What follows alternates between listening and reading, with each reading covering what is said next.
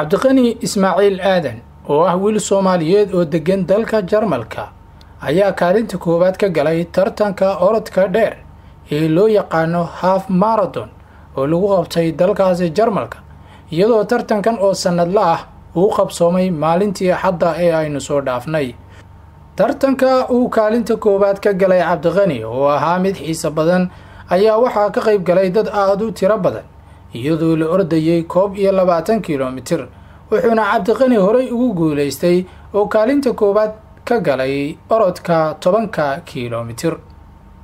wargeysyada iyo warbaahinta kala duwan ee dalkaasi ka soo baxa ayaa si weyn uga faalooday guusha dhinaca ee orodka ee cabdiqani ismaaciil uu soo hooyay iyadoo hadda la sheegay inuu rajo weyn ku leeyahay dhinaca orodka. cabdiqani oo aan khadka taleefanka kula xidhiidhay ayaan ugu horreyn weydiiyey inuu sharaxaad ka bixiyo tartanka uu ka qayb galay. orodkani waa orod lagu qabto wadanka sanadkii hal mar waxaana hore loo qabtay 20 sano hore hadda markii 20aad ay ahayd waxaan lagu qabtaa gobolka Bayer gaar ahaan magaalada la yiraahdo Würzburg sida meelihii aad kulleeyay uga jeedin labada wada ku xidhan magacu marka orodka waxa soo qayb galay gobolada wadanka oo laga wada yimid dadka dariska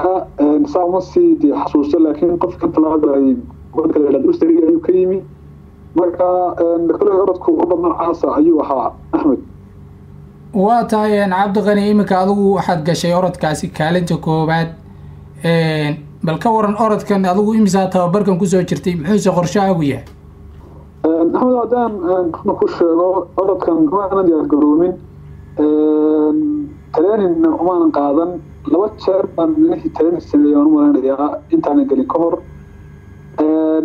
marka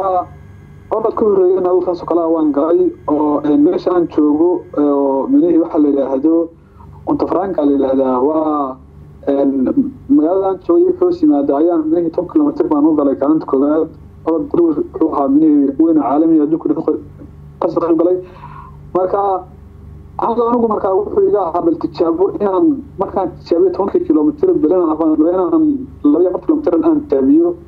marka bal in aan doorto distance-ga aan dooranayo aan u almeetinayo ama aan meeteen u qaadanayo iyo adkaysigu suu yahay iyo inuu orodku ugu jiro sida ayay xaleeyahay aniga ahayd haddana haddii aan kullu qasay kaaga warramo daan lafteedu hadda waan sarkay marka hadda waxaan insha Allah ku tala jiraa inaan macallin aan xaleeyahay khaas aan qabsado tabin aan qabto runtiina aan kullu guulo fiican insha Allah ka gaadho. bulshada Soomaaliyeed ee burburkii dalka kadib u hayaantay daafaha caalamka ayaa door muuqan kara waxay ku dhex leeyihiin dhammaan dalalka magangeliyada siiyay iyo kuwa sharciyada ay ka haystaan.